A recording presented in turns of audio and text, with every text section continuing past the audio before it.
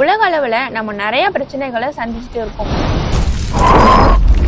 அதுல ஹெல்த் ரிலேட்டடா நாய்க்கடி பிரச்சனையும் அதனால வரக்கூடிய ரேபிஸ் நோய் பத்தியும் தான் இந்த வீடியோல பார்க்க போறோம்.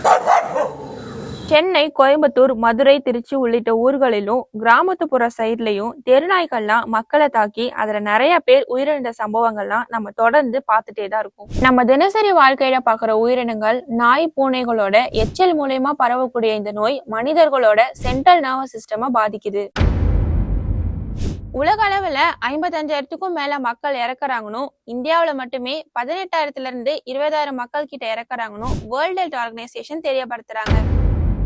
தமிழ்நாட்டுல மட்டுமே லாஸ்ட் 1 இயர்ல நாய்க்கடி பிரச்சனை 2 மடங்கா அதிகமா இருக்குன்னு பப்ளிக் ஹெல்த் சென்டர் ரிசர்ச் மூலமா தெரிய வந்திருக்கு. இப்போ நிறைய இடங்கள்ல தெருநாய்கள் அதிகமாயிட்டு வரதே ரேபிஸ் நோய் பரவுவதற்கு முக்கிய காரணம்னு சொல்றாங்க.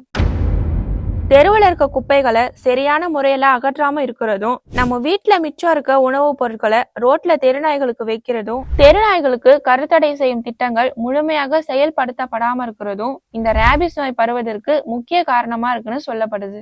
வீட்டுல வளர்க்குற நாய்களால இந்த நோய் வராதுன்னு சொல்ல முடியாது. நாயோட எச்சல் நம்ம ரத்தத்துல கலந்தாலோ இல்ல ஆறாத புண் மேல பட்டாலோ ரேபிஸ் நோய் வரும்னு சொல்றாங்க. அதனால வீட்டுல நாய் வளர்க்குறவங்களும் அதிகமான தெருநாய்கள் இருக்கும் இடங்கள்ல இருக்கவங்களும் பூஸ்டர் தடுப்பூசி போட்டுக்கிறது நல்லதுன்னு சொல்லியிருக்காங்க.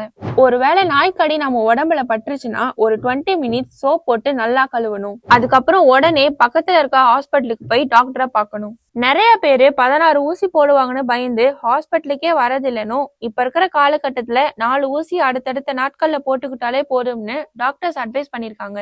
அண்ட் வீட்டுல வளர்க்குற நாய்களுக்கு கண்டிப்பா தடுப்பூசி போட்டிருக்கணும்னு மென்ஷன் பண்ணிருக்காங்க.